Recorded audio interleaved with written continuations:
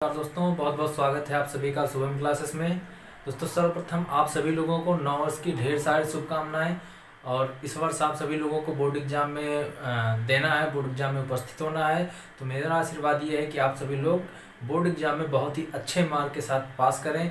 ठीक है, आप अपने परिवार का और अपने आसपास का, अपने स्कूल का और गाँव का नाम आप सभी लोग रोशन करें। ठीक है, तो चलिए हम लोग आज का टॉपिक हमारा क्या है कि हमें आज पढ़ना है, ये देखना है कि किस प्रकार से हम लोग पढ़ाई करके जनवरी से किस प्रकार से पढ़ाई करके रसायन विज्ञान में मैक्सिमम मार्क गेन कर सकते हैं। ठीक है, यही चीज़ हमको देखना है। तो क्योंकि अब आपका लगभग मान के चलिए कि 90 डेज का समय बचा हुआ है, क्योंकि जनवरी फरवरी मार्च ये एग्जैक्ट आपके 90 डेज हैं।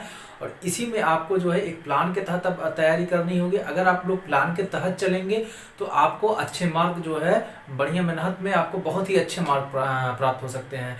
और जिन बच्चों ने अभी तक पढ़ाई नहीं स्टार्ट की थी, उनसे मेरा विनम्र निवेदन हाथ जोड़ करके कि आप सभी लोग जो है अब पढ़ाई स्टार्ट कर दीजिए। अब ज़्यादा समय नहीं बचा हुआ, बहुत ही कम समय बचा हुआ है, तो आप लोग अब पढ़ाई स्टार्ट कर दीजिए। तो देखना दोस्तों हमें ये है कि अब हमें किस टॉपिक पर कितना टाइम देना है। ठीक, और टाइम कैसे डिवाइड करना है, ये चीज़ें आज के वीडियो में हम लोग देखेंगे। तो आज का वीडियो सेशन आप लोगों के लिए बहुत ही इंपॉर्टेंट होने वाला है। देखिए, पहली चीज़ हमें ये देखना है कि आपके रसायन विज्ञान सब्जेक्ट में कौन कौन से चैप्टर हैं जो आपको पढ़ने हैं। ठीक है, मेजर 3 पार्ट है आपका रसायन विज्ञान। पहला है फिजिकल केमिस्ट्री, दूसरा है इनऑर्गेनिक केमिस्ट्री, तीसरा है ऑर्गेनिक केमिस्ट्री। ठीक है, तो आपको उसी हिसाब से टाइम और अपना जो है टाइम बांटना है, जिस हिसाब से जो है उसका मार्क दिया गया है। ठीक है, तो आइए देख लेते हैं कौन कौन से सब्जेक्ट हैं और उनमें से कितने कितने नंबर के क्वेश्चन इस साल आपके बोर्ड एग्जाम में आने वाले हैं। ठीक है, तो पहले हम लोग देख लेते हैं फिजिकल केमिस्ट्री की बात कर लेते हैं, यानी कि जो है आपका फिजिकल केमिस्ट्री, जिसे आप लोग कहते हैं भौतिक रसायन। ठीक है, इसमें आपका बेसिकली पहला जो चैप्टर है उसका नाम है ठोस अवस्था। क्या है? ठोस अवस्था। ये आपका जो है दूसरा चैप्टर है। इसके बाद आपका विलयन। दूसरा चैप्टर कौन सा है? विलयन। ठीक है, तीसरा विद्युत रसायन। तीसरा क्या है? विद्युत रसायन। ठीक है, नेक्स्ट चौथा चैप्टर आपका क्या है इसमें? चौथा चैप्टर आपका है रासायनिक बलगतिकी। ठीक है, ये आपका चौथा चैप्टर है। पांचवा चैप्टर है आपका पृष्ठ रसायन, जिसे आप लोग सरफेस केमिस्ट्री कहते हैं। ठीक है, ये आपके 5 चैप्टर फिजिकल केमिस्ट्री में आते हैं। ठीक, अब इसके बाद आपका जो है नेक्स्ट आता है इनऑर्गेनिक केमिस्ट्री। कौन सा? Inorganic chemistry.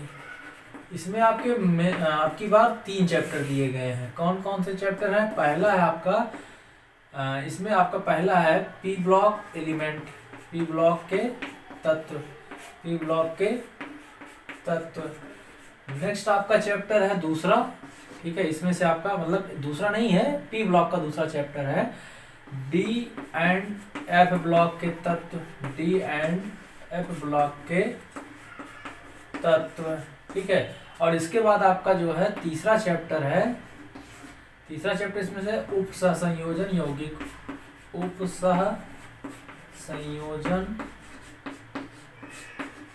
यौगिक। ठीक है, ये आपके 3 चैप्टर जो है इनऑर्गेनिक केमिस्ट्री में आते हैं। इसके बाद आपका आता है ऑर्गेनिक केमिस्ट्री। क्या आता है? Organic chemistry. ठीक, जिसे आप लोग बोलते हैं कार्बनिक रसायन। इसको अकार्बनिक रसायन, इसको कार्बनिक रसायन। अब इसमें मोस्टली पहला चैप्टर क्या है आपका? इसमें आपका पहला चैप्टर है हैलो एल्केन व हैलो एरीन। हैलो एल्केन व हैलो एरीन। ठीक, दूसरा आपका एल्कोहल फिनाल ईथर।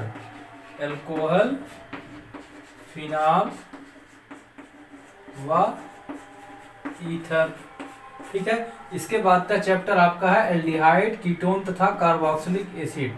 क्या है? एल्डिहाइड, कीटोन व कार्बोक्सिलिक कार्बोक्सिलिक।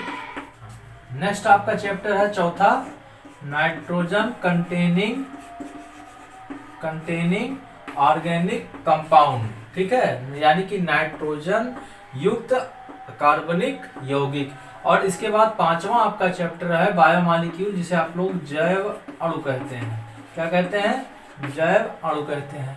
तो ये आपके जो है पूरा जो है आपका चैप्टर है, पूरे जो है आपके केमिस्ट्री का लेखा जोखा है, ठीक है।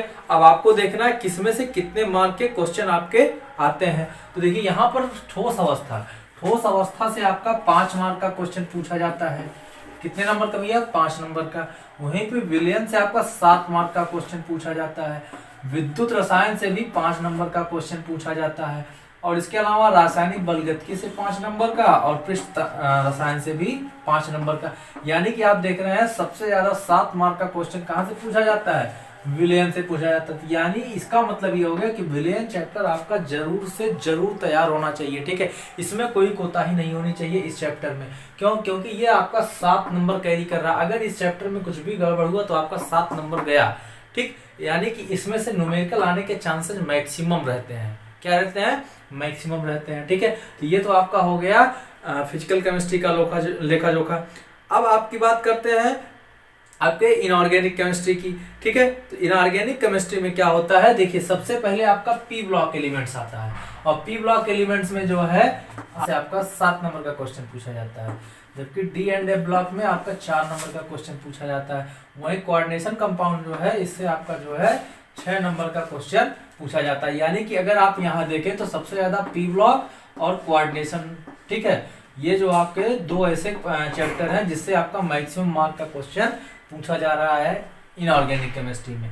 अब हम लोग देखते हैं ऑर्गेनिक केमिस्ट्री की बात कर लेते हैं। ऑर्गेनिक केमिस्ट्री में बेसिकली आपका पहला चैप्टर कौन सा है? हेलो एल्केन व हेलो एरीन, ठीक है।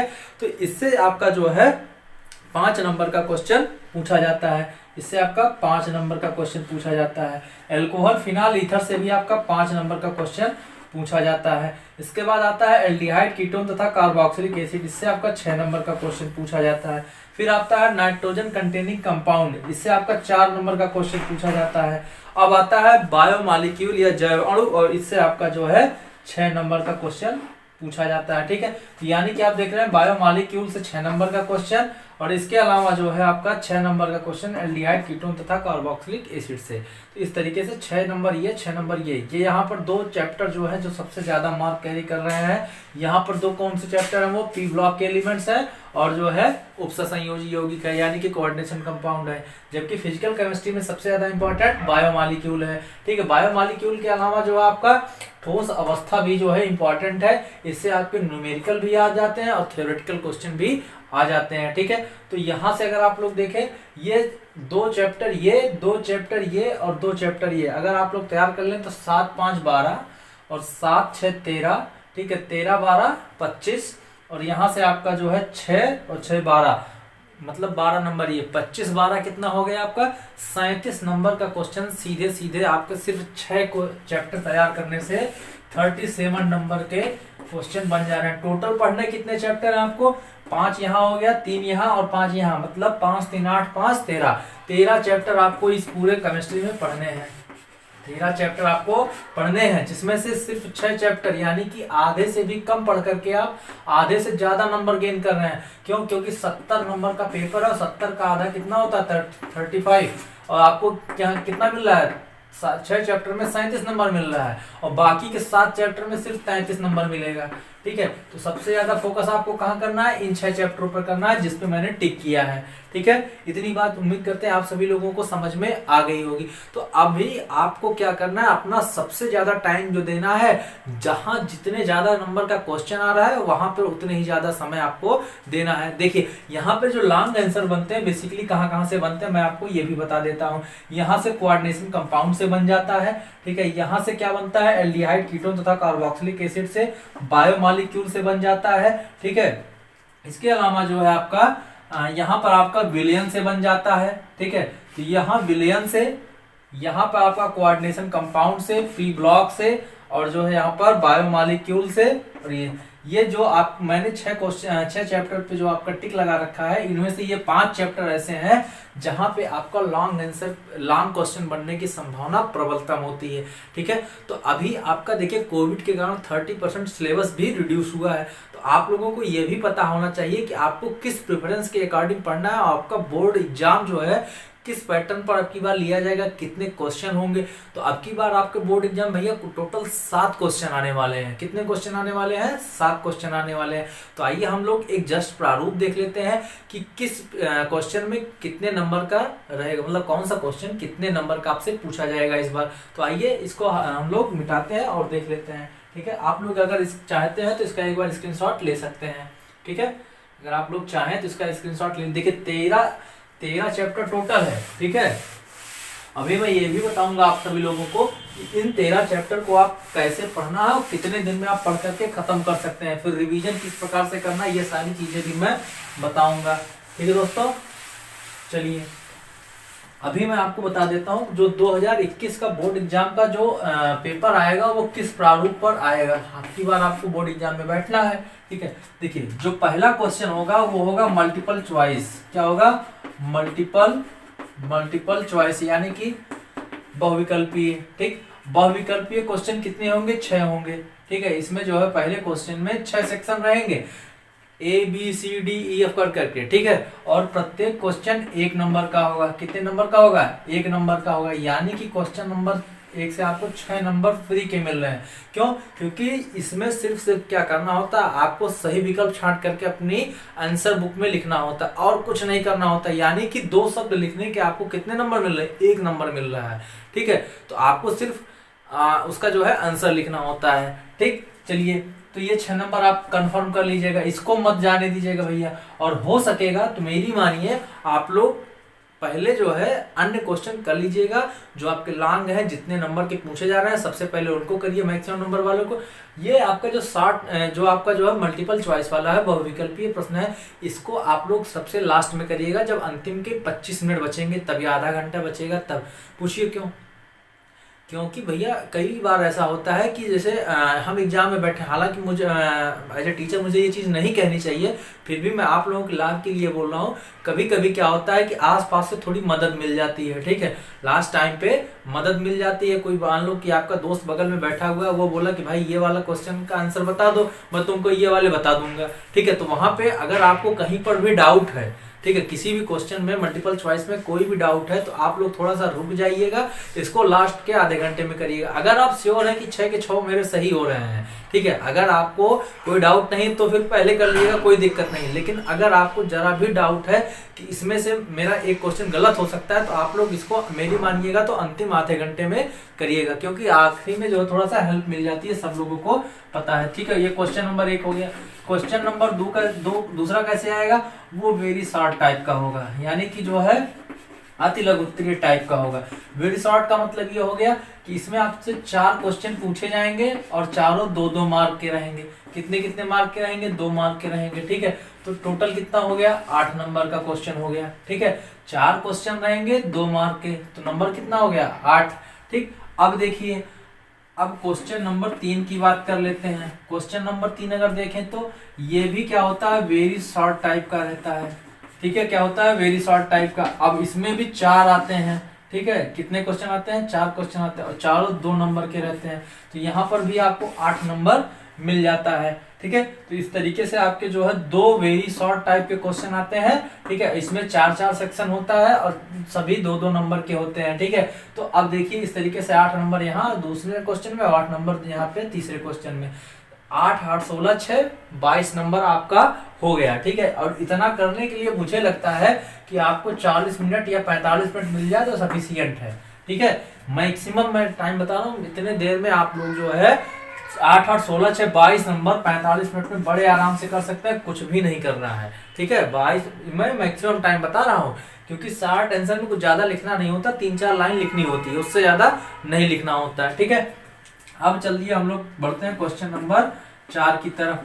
क्वेश्चन नंबर 4 जो होता है वो होता है शॉर्ट टाइप का, यानी कि जो है लघु उत्तरीय क्वेश्चन होता है। ठीक है, शॉर्ट टाइप का होता है। अब इसमें आपसे पूछे कितने जाते हैं, 4 क्वेश्चन पूछे जाते हैं। कितने नंबर के होते हैं, प्रत्येक 3 नंबर का होता है, यानी कि जो आपका यहाँ पे 12 नंबर का क्वेश्चन होता है। अब यहाँ ध्यान दीजिएगा, यहाँ से आपके न्यूमेरिकल्स चालू हो जाते हैं। ठीक है, इसमें न्यूमेरिकल पूछे जाने की संभावना बहुत ही कम होती है। अगर इसमें कहीं न्यूमेरिकल पूछा जाता है तो सॉलिड स्टेट वगैरह का एक जो है FCC BCC वगैरह वाला एक क्वेश्चन पूछ लिया जाता है। ठीक है, सिंपल सा टाइप का पूछ लिया जाता है, या तो फिर आपको अर्धायु काल वाला क्वेश्चन वेरी शॉर्ट वाले में पूछा जाता है। ठीक है, जो एकदम सिंपल सा हो, जिसमें आप फार्मूले पे डायरेक्ट रख दें और आपका आंसर आ जाए, वो जो है आपका 2 लाइन वाला न्यूमेरिकल इस वेरी शॉर्ट वाले में पूछा जाता है। क्वेश्चन नंबर जो आपका चौथा है, जो 3 मार्क वाला है, यहाँ पे आपसे थोड़ा ठीक ठाक न्यूमेरिकल पूछा जाता है। ठीक है, जिसपे आप 1 या 2 बार फार्मूला अप्लाई करिए या फार्मूले को थोड़ा तोड़िए मरोड़िए, तब जाके आपसे आंसर निकलता है। वो वाले जो है क्वेश्चन यहाँ पर पूछे जा सकते हैं, जैसे लॉग वगैरह वाला क्वेश्चन हो गया,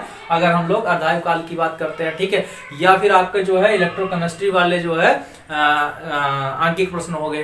ठीक है, या विलियन वाले आंकिक प्रश्न हो गए। तो ऐसे क्वेश्चंस का आपको जो है जो न्यूमेरिकल होते हैं वो इस वाले सेक्शन में पूछे जाते हैं। ठीक है, अब नेक्स्ट देखते हैं क्वेश्चन नंबर 5। क्वेश्चन नंबर 5 देख लेते हैं। तो ये भी भैया आपका होता है शॉर्ट टाइप का। ठीक, और ये भी आपका 4 ही क्वेश्चन होता है, लेकिन यहाँ पर क्या होता है अंतर, 4-4 नंबर के क्वेश्चन पूछे जाते हैं, और इसमें भी आपका न्यूमेरिकल आने की संभावना प्रबलतम रहती है। ठीक है, कितने नंबर के टोटल हो गया, ये 16 नंबर, क्योंकि 4 क्वेश्चन 4-4 नंबर, तो 16 नंबर का हो गया। ठीक है, अब देखिए 6, 8, 14, 8, 22, और 22 में 12 अगर जोड़ेंगे तो 22 में 12 जोड़ेंगे 34, और ये 6, 40, 10, 50, यानी कि 50 नंबर। ठीक है, टोटल अभी तक अगर आप लोग मिलाए तो 50 नंबर का क्वेश्चन आपका सॉल्व हो गया। और इन दोनों क्वेश्चंस को करने के लिए मेरे हिसाब से लगभग 1 घंटे का टाइम सफिशियंट है। 1 घंटे का टाइम सफिशियंट है। ठीक है, 1 घंटे में आप लोग जो है इन क्वेश्चंस को कर सकते हैं। ठीक, तो अगर आप 1 घंटा यहाँ ले लीजिएगा, 1 घंटे में आप जो है इतने क्वेश्चन कर दीजिएगा। ठीक है, तो इस तरीके से आपका जो है 50 नंबर का क्वेश्चन पूरा हो गया। और अभी टाइम कितना हुआ है, 1 घंटा 45 मिनट। कितना हुआ है, 1 घंटा 45 मिनट। अभी आपके पास बहुत टाइम बचा हुआ है। ठीक है, अब देखिए क्या करिएगा, अब आप लोग जो है क्वेश्चन नंबर 6 पे आइएगा। क्वेश्चन नंबर 6 क्या होता है, लॉन्ग टाइप होता है। लॉन्ग टाइप होता है। ठीक है, यहाँ पर आपसे 2 क्वेश्चन पूछे जाते हैं 5-5 नंबर के। 2 क्वेश्चन पूछे जाते हैं 5-5 नंबर के। तो यानी कि आपसे कितना मार्क का क्वेश्चन पूछा गया, 10 मार्क का क्वेश्चन पूछा गया। कितने मार्क का क्वेश्चन पूछा गया, 10 मार्क का क्वेश्चन पूछा गया। नेक्स्ट आपका क्वेश्चन नंबर 7 आता है। ये भी आपका लॉन्ग टाइप होता है। यहाँ पर भी आपसे 2 क्वेश्चन पूछे जाते हैं और 5-5 नंबर के, यानी कि टोटल 10 नंबर का क्वेश्चन यहाँ से भी पूछा जाता है। ठीक है, तो अभी तक यहाँ देख रहे थे कि 50 नंबर हुआ था, ये 10 दोनों मिला करके कितना हो जाएगा, 70। अगर 50 में ये 20 जोड़ देंगे तो मिलकर के कितना हो जाएगा, 70। और 70 नंबर का ही तो आपका पेपर आता है। ठीक है, तो ये आपका जो है इस पैटर्न पर अब की बार 2021 में आपसे बोर्ड एग्जाम का क्वेश्चन पूछा जाएगा। ठीक है, तो उम्मीद करते हैं इतनी चीजें आप सभी लोगों को समझ में। देखिए क्वेश्चन जो आपका आंकिक प्रश्न आता है, यहाँ पर क्वेश्चन नंबर 4, क्वेश्चन नंबर 5, ठीक है, यहाँ पर इसके पूछे जाने की संभावना प्रबलतम होती है। क्वेश्चन नंबर 2 और 3 में जो है बहुत ही कम या बहुत जो है हम कह सकते हैं कि न्यूनतम संभावना रहती है कि यहाँ से आपसे जो है न्यूमेरिकल पूछा जाए। यहाँ जो न्यूमेरिकल आपसे पूछा जाएगा वो क्या होगा, बहुत ही इजी टाइप का होगा, बहुत ही इजी टाइप का होगा, यानी कि डायरेक्ट फार्मूले पे आपको वैल्यू रखनी होगी, आपसे आंसर निकल के चला आएगा। ठीक, वहीं पर आपका क्वेश्चन नंबर 4 और 5 में क्या होता है, थोड़ा सा फार्मूले को तोड़ना मरोड़ना पड़ता है। कभी क्या किया गया रहता है, एक वैल्यू जो आपकी सीजीएस में दी गई है, दूसरी वैल्यू एमकेएस में दी गई होती है। ठीक है, तो आपको दोनों को सेम पद्धति में ले आना होता है। ठीक है, उसको जो है फॉर्मेट को चेंज करना होता है। तो इस वजह से जो है यहाँ पर थोड़ा सा न्यूमेरिकल टफ हो जाता है। लेकिन जो आपका इसके बाद क्वेश्चन नंबर, ये आपका जो है पांचवें में जो भी क्वेश्चन आपसे न्यूमेरिकल का पूछा जाता है वो ठीक ठाक न्यूमेरिकल होता है। ठीक है, ठीक ठाक का मतलब उसको आपको लगाने में 5 मिनट या 4 मिनट का समय लगता है, तो फिर आपको जा करके 4 नंबर का न्यूमेरिकल या 4 नंबर मिलते हैं। ठीक है, तो ये थोड़ा सा जो क्वेश्चन नंबर 5 में अगर कोई न्यूमेरिकल आपसे पूछा जाएगा वो जो है एवरेज क्लास, मतलब ठीक ठाक क्लास का होगा। ये वाला एवरेज क्लास का होगा और ये वेरी इजी होगा। ठीक है, उम्मीद करते हैं इतनी चीजें आप सभी लोगों को समझ में आई होंगी और आप लोग इसका एक बार स्क्रीनशॉट ले लीजिएगा। ठीक है। चलिए दोस्तों, इतनी चीजें उम्मीद करते हैं आप सभी लोगों को समझ में आ गई होंगी। अब इसको हम लोग हटाते हैं और थोड़ा सा देखते हैं कि किस प्रकार से आपको प्लान बना करके पढ़ना है। ठीक, अभी आपका जो है जनवरी जस्ट स्टार्ट हुआ है, यानी कि 30 दिन पूरे 31 दिन जनवरी के मिल गए आपको। ठीक है, फरवरी के हम मान लेते हैं। देखिए, किसी में आपको जो है 31 दिन मिल रहा है, किसी में 29 दिन मिल रहा है, तो फिर किसी में 31 मिल रहा है, तो हम आपको 30 दिन का मान के चलते हैं। ठीक है, तो जनवरी, फरवरी और मार्च, ये तीनों महीने हम 30 दिन का मान के चलते हैं। ऐसा तो नहीं है फरवरी 30 दिन का होता है, लेकिन हम 30 दिन मान के चल रहे हैं, क्योंकि ये 31 है, ये 31 है, तो हम एवरेज मान के चलते हैं। 90 डेज आपके लिए बचा हुआ है। आपको पढ़ना कितना है? 13 चैप्टर पढ़ना है। कितना पढ़ना है? 13 चैप्टर। ठीक, अब अगर आप लोग बात करते हैं 13 चैप्टर पढ़ना है, तो मैं अपने सब्जेक्ट की बात करता हूं कि आप मिनिमम डेली पढ़िए। कितना पढ़िए? डेली पढ़िए, और कम से कम जो है 2 घंटे दीजिए। कम से कम 2 घंटे केमिस्ट्री को जरूर पढ़िए। ठीक है, तो आप अगर इस स्ट्रेटजी के तहत चलेंगे कि डेली 2 घंटे पढ़ेंगे, तो बहुत ही आसानी के साथ जो कम से कम, ये मैं आपको न्यूनतम बोल रहा हूँ, ऐसा नहीं है कि मैक्सिमम बोल रहा हूँ। ठीक है, न्यूनतम आप इतना टाइम दीजिए, तब जाकर के कहीं आप अच्छा नंबर गेन कर सकते हैं। क्योंकि देखिए, कुछ पाने के लिए कुछ गंवाना पड़ता है। ठीक है, आपने कहावत सुनी होगी, कुछ पाने के लिए कुछ खोना पड़ता है, कुछ गंवाना पड़ता है। तो अगर आपको अच्छा नंबर पाना है, ठीक है, अपने रिस्पेक्ट बनानी है समाज में, तो आपको क्या करना होगा? थोड़ा सा त्याग करना होगा। थोड़ी दिन के लिए आप खुशी भूल जाइए, थोड़ी दिन के लिए टहलना घूमना भूल जाइए, थोड़ी दिन के लिए दोस्त रिश्तेदारी नात बात सब भूल जाइए। ठीक है, थोड़े दिन के लिए आप क्या करिए, सिर्फ पढ़ाई से मतलब रखिए, बाकी चीजें आप एकदम से शादी विवाह पार्टी बर्थडे जो है, ये सारी चीजें आप भूल जाइए। ठीक है, अब अगर आप डेली 2 घंटे पढ़ते हैं, ठीक, और हम मान के चलते हैं कि आप जो है 13 चैप्टर जो है, आप इसको एक चैप्टर 3 दिन में समाप्त करते हैं। एक चैप्टर कितने दिन में? 3 दिन में। तो आपका 13 चैप्टर है, और 3 दिन के हिसाब से 39 दिन में आपने जो है 39 डेज में आपने पूरा एक बार रिवीजन कर लिया। ठीक, कितने दिन में? 39 दिन में। ठीक, बात समझ में आई? देखिए, 90 दिन है आपके पास, 90 दिन है, आपने 39 दिन में पहली बार रिवीजन कर लिया। अब अगर आपको पहली बार 3 दिन में एक चैप्टर आपने रिवाइज किया, तो दूसरी बार जब रिवाइज करेंगे तो एक चैप्टर को आप 2 दिन में रिवाइज करेंगे। कितने दिन में? 2 दिन में रिवाइज करेंगे। यानी कि 13 चैप्टर रिवाइज करने के लिए आपको कितने दिन लगेंगे? 26 दिन लगेंगे। कितने दिन लगेंगे? 26 दिन लगेंगे। बात समझ में आई? अच्छा, दोबारा आपका इसका मतलब रिवीजन हो गया। ठीक, अब आपको दोबारा से रिवीजन करना है, तो आपको सिर्फ 1 दिन लगना चाहिए। एक चैप्टर का 1 दिन, तो 1 दिन एक चैप्टर के हिसाब से 13 दिन और मान लीजिए। ठीक, कितना दिन? 13 दिन और मान लीजिए। अब देख लीजिए, 39 दिन ये, 26 दिन ये, 13 दिन ये, 26 13 39, और ये 39 39 39 78, यानी कि 78 डेज में आपका जो है पूरी केमिस्ट्री 3 टाइम्स रिपीट कर लिया आपने। कितनी टाइम्स? 3 टाइम्स। और मैं गारंटी देता हूं अब आपको, अगर आपने ईमानदारी के साथ ये इतना काम किया है, 3 बार रिवीजन किया है, तो दुनिया की कोई ताकत आपको रोक नहीं सकती है। ठीक है, आप मैक्सिमम मार्क गेन करेंगे। ठीक है, कोई क्वेश्चन ऐसा नहीं होगा कि जो आप पढ़ें और उसके बाद आपको समझ में ना आए। ठीक, आंसर आप लिख पाए ना लिख पाए अलग की बात है, लेकिन क्वेश्चन जरूर समझ में आएगा, और जब क्वेश्चन आएगा तो आप लिख भी ले जाएंगे, इस बात की मैं गारंटी देता हूं। लेकिन अगर आप इतना मेहनत करेंगे, इतना टाइम देंगे, तो ठीक है। ये तो हो गया आपका जो है डेली आपको कितने घंटे पढ़ने हैं और किस हिसाब से स्ट्रेटजी बना के चलना है। अब देखिए, 78 दिन में आपका जो है कंप्लीट हो जा रहा है आपके पास कितना? 90 दिन। यानी कि इसके बाद भी आपका 12 दिन बचता है। कितना दिन बचता है? 12 दिन। अब उस 12 दिन में आप एक काम और करिए, एक दिन में 2 या 3 चैप्टर रिवाइज करिएगा। ठीक है, क्या करिएगा? एक दिन में 2 या 3 चैप्टर रिवाइज करिएगा। जब आप लोग एक दिन में 2 या 3 चैप्टर रिवाइज करेंगे, तो चौथी बार भी रिवीजन पॉसिबल हो जाएगा। ठीक है, बोर्ड टाइम में या आप ऐसा भी कर सकते हैं कि लास्ट के 12 दिनों में आप जो सब्जेक्ट आपने कम पढ़ रखा है, उस पर अपना फोकस थोड़ा सा ज्यादा कर लीजिएगा। ठीक है, तो वहां से भी आपको अच्छे नंबर गेन होने के चांसेस मैक्सिमम होते हैं। दूसरी चीज में, चलिए दोस्तों, अब देखते हैं। देखिए, आपके एग्जाम में 7 सेट आते हैं, 7 सेट पेपर होते हैं। ठीक है, एक साल में आपका जो है 7 सेट पेपर बनाया जाता है।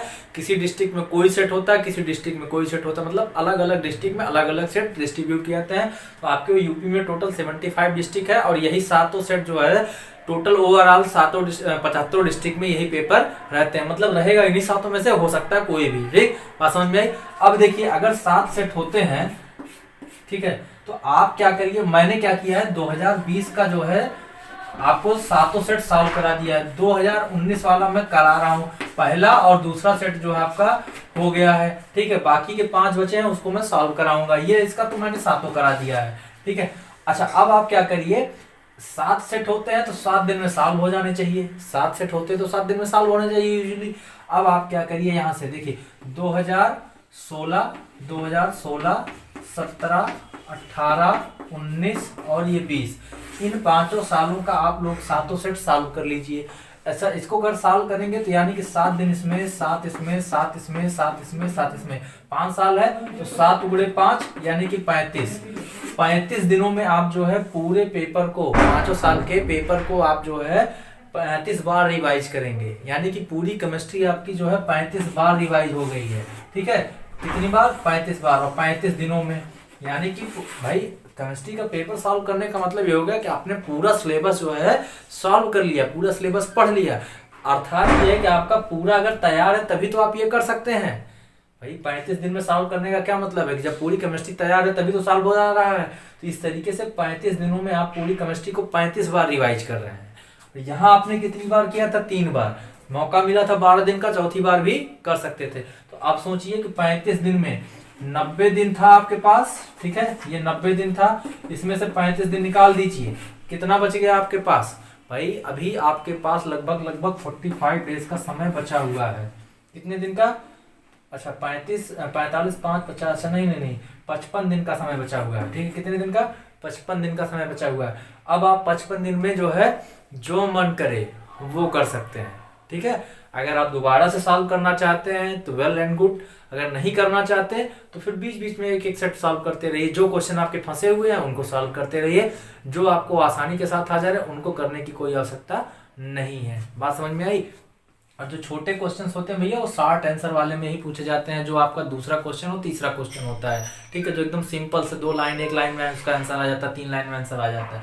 तो ये एक स्ट्रेटजी मैंने आपको बताई किस तरीके से आपको तैयारी करनी है। दूसरी एक चीज और, आप लोग अब डेली पढ़िए। मतलब डेली का मतलब रोज का रोज, ऐसा नहीं है कि ये टाल दीजिए कल पढ़ेंगे, परसों से पढ़ना स्टार्ट करेंगे, ऐसा कुछ नहीं।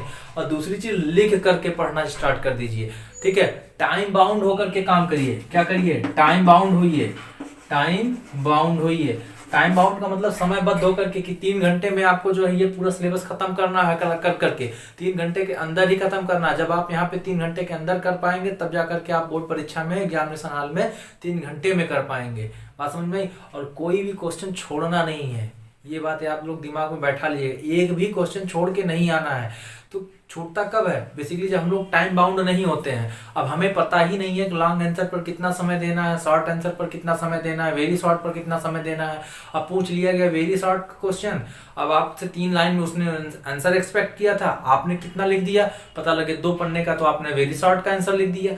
अगर आपसे लॉन्ग क्वेश्चन पूछ लिया 8 पन्ने में, तो आप 1 लॉन्ग आंसर पढ़ करते चले जा रहे हैं। इसका मतलब ये हो गया कि आपके अंदर टाइम बाउंडेशन का कोई सीमा नहीं है, टाइम बाउंड आप नहीं है। ठीक, आप लिखते चले गए, आपको पता ही नहीं क्या लिखना था, कितने समय में लिखना था। ठीक है, तो पढ़ना ही बहादुरी नहीं है, उसको सही समय से सही समय में लिखना भी बहादुरी है। ठीक है, तो ये भी चीज करिएगा। दूसरी चीज एक मैं और बात बता दूं, जो क्वेश्चन नंबर 6 और 7 मैंने बताया कि जो आपके लॉन्ग वाले आएंगे, इसमें आपको जो है अथवा करके विकल्प भी दिया गया रहेगा। मैंने बताया कि क्वेश्चन नंबर 6 में 2 लॉन्ग आएंगे, क्वेश्चन नंबर 7 में 2 लॉन्ग आएंगे। यानी कि जो पहला होगा उसका भी अथवा होगा और जो दूसरा होगा क्वेश्चन उसका भी अथवा होगा। इसी तरीके 7 में भी जो पहला होगा उसका अथवा होगा और जो दूसरा होगा इसका भी अथवा होगा। यानी कि जो है क्वेश्चन नंबर 6 में आपसे 4 क्वेश्चन पूछे जाएंगे, उसमें से कोई 2 करना होगा, और क्वेश्चन नंबर 7 में भी आपसे 4 क्वेश्चन पूछे जाएंगे, उसमें से कोई 2 करना होगा। बाकी के क्वेश्चंस में आपका जो है विकल्प नहीं दिया गया रहता है कि इसका या तो ये करिए या तो वो करिए। बात समझ में आई? अच्छा, क्वेश्चन इस पूरे साल में आपका कम से कम, चाहे पूरे पेपर में 8 नंबर का न्यूमेरिकल पूछा जाएगा, कम से कम। ठीक है, 8 नंबर का न्यूमेरिकल, मतलब 8 नंबर से कम का न्यूमेरिकल नहीं होगा, 8 नंबर से ज्यादा का न्यूमेरिकल हो सकता है। ठीक है, तो यानी कि आप समझिए 70 में से जो है कम से कम 8 नंबर रहेगा, तो आप 10 मान के चलिए कि चलिए 10 नंबर का न्यूमेरिकल रहेगा, बाकी का 60 नंबर जो आपका थ्योरी रहेगा। ठीक है, तो ये मान के चलिए, तो आपको न्यूमेरिकल पे उतना ही टाइम देना है जितना यहाँ पर जो है जिस हिसाब से इसमें नंबर मिलना है। ठीक, और उसमें भी कोशिश ये करना है कि जितने न्यूमेरिकल हैं आप मैक्सिमम को 2 से 3 बार लगा। देखिए एनसीईआरटी के जो एग्जाम्पल दिए गए हैं और एनसीईआरटी में जो आपसे पूछा गया न्यूमेरिकल उसको जरूर सॉल्व करके जाइए, क्योंकि पिछले 2 सालों का ट्रेंड रहा, मैंने देखा है 2019 और 20 के पेपर में कि ज़्यादा से ज़्यादा न्यूमेरिकल जो है ऐसे पूछे गए हैं जो आपके एग्जाम्पलर में या जो है क्वेश्चन में दिए गए एनसीईआरटी में, डायरेक्ट हूबहू। ठीक है, इधर उधर कुछ भी नहीं किया गया, संख्या भी नहीं, डिजिट भी नहीं बदला गया है। तो आप लोग टाइम बाउंड होकर के डेली पढ़िए। आप लोग कमेंट बॉक्स में कमेंट करके बताइएगा, मैं उन समस्या का समाधान करने की कोशिश करूंगा। दूसरी चीज़, जो लोग अभी तक नए हैं और चैनल को सब्सक्राइब नहीं किया है वो लोग चैनल को सब्सक्राइब कर लें और वीडियो को कम से कम लाइक कर दें। इतनी अच्छी चीज़ें जानकारी मैंने आप लोगों को दी है, तो उम्मीद करते हैं पसंद भी आई होगी। ठीक है, आप लोगों के लिए बहुत ही लाभप्रद होगा अगर ये चीज़ें आप लोग फॉलो करेंगे। ठीक है, तो फिर मिलते हैं हम लोग नेक्स्ट वीडियो सेशन में, और हम लोग सॉल्व करें 2019 का पेपर, तो अगला सेट हम लोग